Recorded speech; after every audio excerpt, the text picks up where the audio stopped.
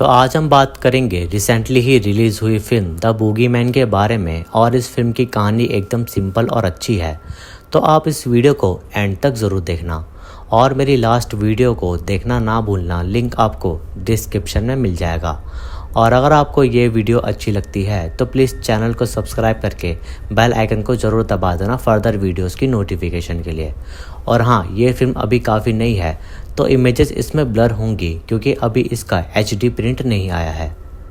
तो चलिए अब चलते हैं इसकी स्टोरी की तरफ।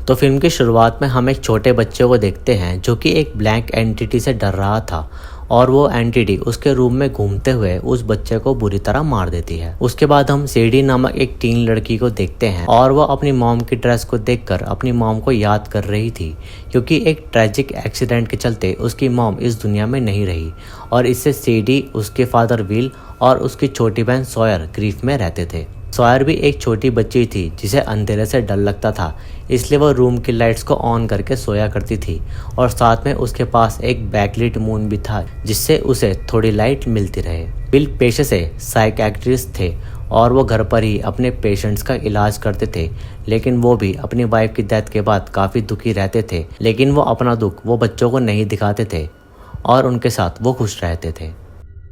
स्कूल में सीडी से उसकी बेस्ट फ्रेंड बेथनी मिलती है और वहाँ उसे नेटली नामक लड़की अपने गैंग के साथ उसे बुली किया करती थी, इसलिए सीडी को स्कूल जाना पसंद नहीं था। इधर दोपहर के समय विल से लेस्टर नामक आदमी मिलने आता है क्योंकि उसे एक साइकियाट्रिस्ट की जरूरत थी और वो किसी चीज़ से काफ़ी डरा हुआ था। विल लेस्टर की मदद करता है और पास में एक रिकॉर्डर चालू करके वो उसकी बात सुनता है। लेस्टर पास के ही रूम से डर रहा था क्योंकि वहाँ अंधेरा था और वो विल को एक क्रिएचर के बारे में बताता है कि उस क्रिएचर ने उसके बच्चों को मार दिया और वो अंधेरे में लोगों पर अटैक करता है और जो बच्ची हमने शुरू में देखी थी वो लेस्टर की ही बेटी थी। ये सब सुनकर विल को थोड़ा अजीब लगता है, इसलिए वो अपनी दूसरी साइकियाट्रिस्ट फ्रेंड को उसकी बातें किचन में जाकर बताता है कि तभी विल को कुछ आवाज़ आती है और लेस्टर वहाँ से गायब हो चुका था। इधर सेडी भी घर आ चुकी थी और वो लॉन्ड्री लगाते समय म्यूजिक सुन रही थी, इसलिए उसे लेस्टर की आवाज़ नहीं आती क्योंकि वो घर में यहाँ वहाँ घूम रहा था। लेस्टर एक बैग ले आया था और वो इंटेंशनली उस बैग को वहीं छोड़ देता है और उसमें शायद वही क्रिएचर ही था। सेडी को स्टोर रूम से कुछ आवाज़ आती है और वो देखने जाती है तो वहाँ कोई नहीं था, लेकिन तभी वहाँ विल आता है सेडी को बचाने क्योंकि लेस्टर घर में कहीं छुप चुका था। जैसे ही स्टोर रूम का दरवाज़ा बंद होता है वैसे ही वो वहाँ लेस्टर की बॉडी को देखकर डर जाते हैं। उसके बाद विल पुलिस को इन्फॉर्म करता है क्योंकि उन्हें लग रहा था कि लेस्टर ने वहाँ सुसाइड कर ली है। तभी वहाँ सॉयर भी आ जाती है, लेकिन सेडी उसे कुछ नहीं बताती। रात को सोते समय सॉयर कबर्ड के अंधेरे से डर रही थी, लेकिन विल लाइट ऑन करके उसे दिखाता है कि वहाँ कुछ नहीं है। विल थोड़ी देर बाद सेडी के पास भी बैठता है और उसे उस रात अपनी वाइफ की बहुत याद आ रही थी। उस रात सॉयर कबर्ड से कुछ आवाज़ सुनती है और वो कबर्ड एकदम खुल जाता है, लेकिन उसे वहाँ कोई नहीं दिखता। तभी वो बेड के नीचे अपना मून फेंक कर देखती है तो वहाँ उसे एक क्रिएचर बैठा हुआ दिखता है जिसे सॉयर बुरी तरह डर जाती है और वो सेडी के पास चली जाती है तो सेडी सॉयर को कहती है कि उसने कोई बुरा सपना देखा होगा।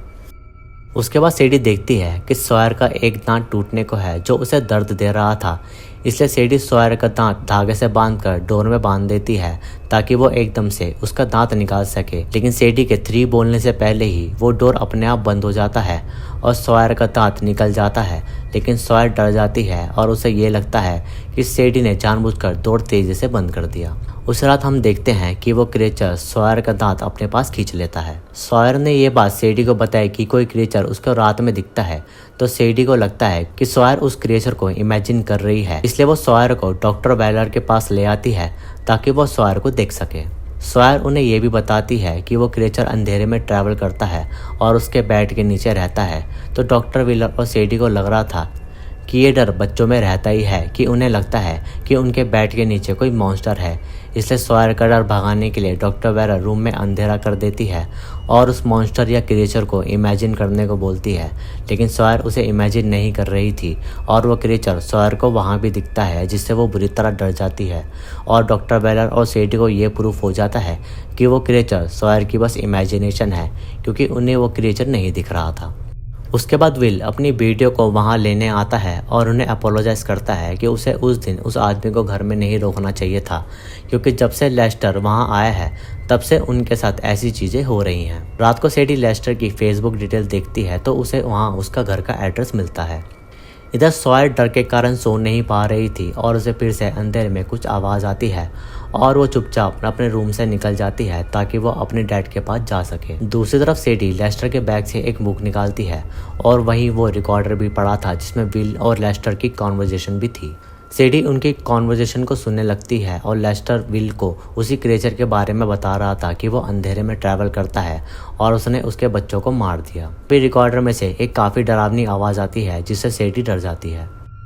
तभी सैडी को लगता है कि उस ब्लैंक नोटबुक में कुछ छपा है जिसे वो पेंसिल से घिसते ही हाईलाइट करती है और वो देखती है कि लेस्टर ने उस क्रिएचर की ड्राइंग उस पर की हुई है जो कि दिखने में काफ़ी डरावनी थी। इधर सॉयर भी अंधेरे से डर रही थी और उसे ऐसा लग रहा था कि वो क्रिएचर उसके आसपास है, लेकिन तभी सॉयर को सैडी किचन में दिख जाती है और उसको लगता है कि सैडी उसे डराने की कोशिश कर रही थी, लेकिन सैडी सॉयर को समझाती है कि ऐसा कुछ नहीं है। सैडी पता लगाना चाहती थी कि ये सब उनके साथ क्या हो रहा है, इसलिए वो डिसाइड करती है कि वो लेस्टर के घर जाएगी और वो अपनी फ्रेंड बेथनी के साथ वहाँ पहुँचती है, जहाँ सैडी देखती है कि घर की हालत बहुत बुरी है और हर जगह बस जड़ें खींची हुई हैं।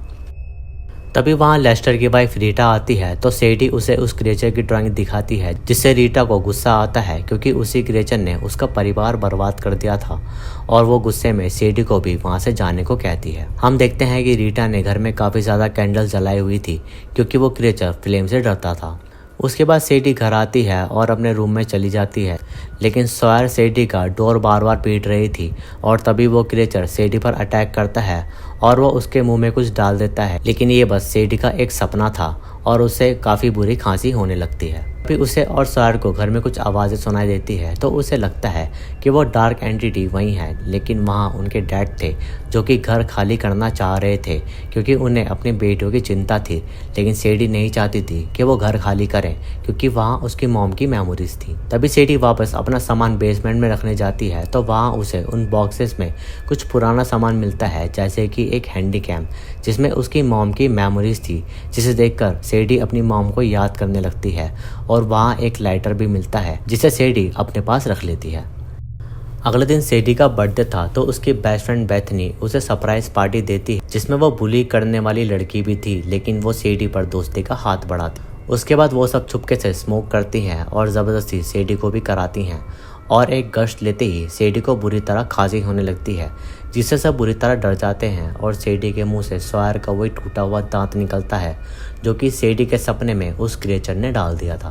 तभी सैडी गलती से एक रूम में बंद हो जाती है जहां उसे उसी क्रिएचर की आवाज़ सुनाई दे रही थी और इससे सैडी डर जाती है और बाहर आते ही वो नैटली को स्लैप करती है क्योंकि उसे लगता है कि नैटली उसके साथ प्रैंक कर रही है। इधर सॉयर टीवी देख रही थी और अंधेरे में उसे वही क्रिएचर नज़र आता है जो कि टीवी की लाइट से गायब हो रहा था, लेकिन अंधेरा होते ही वापस आ रहा था और तभी वो क्रिएचर सॉयर को पकड़ लेता है और उसे उठाकर टीवी पर फेंक देता है, जिससे सॉयर हॉस्पिटलाइज हो जाती है और जब उसे होश आता है तो वो काफ़ी डरी हुई थी। सैडी इस प्रॉब्लम से बहुत परेशान हो गई थी, लेकिन तभी उस पर लेस्टर की वाइफ रीटा का कॉल आता है और वो उसे कहती है कि वो उसकी मदद कर सकती है। बिना कुछ सोचे सैडी रीटा के घर चली जाती है और रीटा सैडी को रस्सी से बांध देती है ताकि वो क्रिएचर सैडी को खा जाए और वो रीटा को छोड़ दे। रीटा ने वहाँ एक ट्रैप लगाया हुआ था ताकि सैडी को देखकर वो क्रिएचर आए और वो उस पर हमला करे, और जैसे ही वो आता है वो उस ट्रैप में आते ही वो उस ट्रैप में फंस जाता है और बूगीमैन के ऊपर काफ़ी सारे बॉम्ब फटते हैं, जिससे वो काफ़ी गुस्सा हो जाता है और तभी बूगीमैन रीटा पर अटैक कर देता है और मौका देखकर सैडी वहाँ से भाग जाती है। तभी सैडी के पास उसके डैड का कॉल आता है तो सैडी उसे घर जाने को मना करती है क्योंकि वहाँ बूगीमैन था, और बात करते करते बूगीमैन विल और सॉयर को घर के अंदर खींच लेता है।